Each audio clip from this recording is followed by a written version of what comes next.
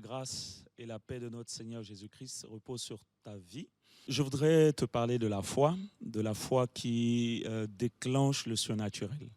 La foi est une substance que nous recevons lors de notre nouvelle naissance en Jésus-Christ. C'est un don de Dieu pour ses enfants. C'est le moyen par lequel nous pouvons amener à l'existence ce qui n'existe pas.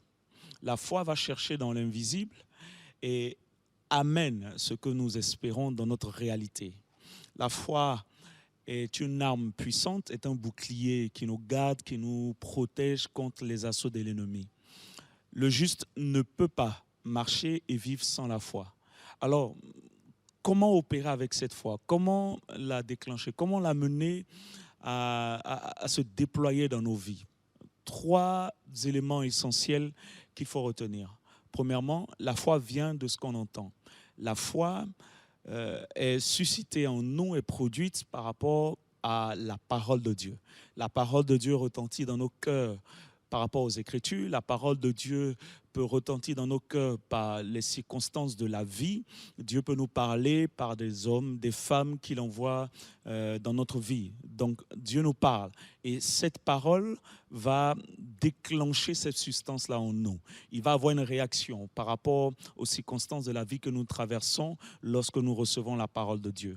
Deuxième élément, c'est le fait d'agir. La foi n'est pas un concept abstrait.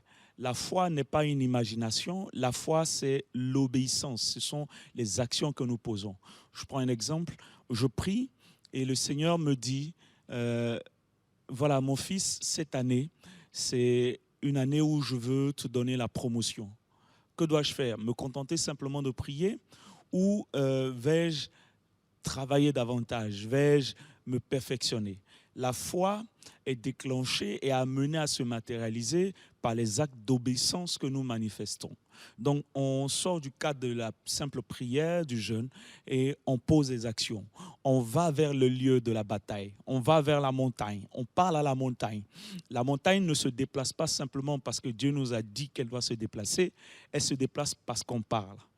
Deuxième élément, donc, c'est agir sur la base de ce que nous avons entendu et reçu de la part de Dieu. Le troisième élément qui permet de déclencher cette foi surnaturelle, c'est l'état de notre cœur. Car c'est en croyant du cœur qu'on parvient au salut, à la justice.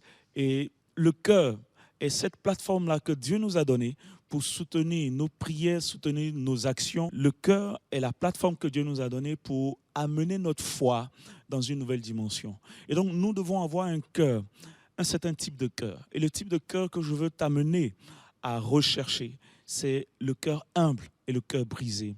Lorsque nous acceptons la correction du Seigneur, les enseignements du Seigneur, lorsque nous rejetons l'orgueil, lorsque nous rejetons cette forme d'indépendance dans nos vies, lorsque nous rejetons nos propres forces et nous apprenons à compter sur Dieu, lorsque nous rejetons nos propres volontés pour accepter la volonté de Dieu, alors nous rentrons dans ce type de cœur qui plaît à Dieu. Un cœur brisé, un cœur humble est un cœur qui plaît à Dieu, est un cœur qui peut déclencher des choses extraordinaires dans nos vies. Voilà les 3 éléments que je voulais partager avec toi. 1. Recevoir la parole de Dieu. 2. Agir sur la base de la parole de Dieu. 3. Veiller sur l'état de ton cœur. Si ces 3 éléments sont positionnés, tu vas voir que le surnaturel va t'accompagner.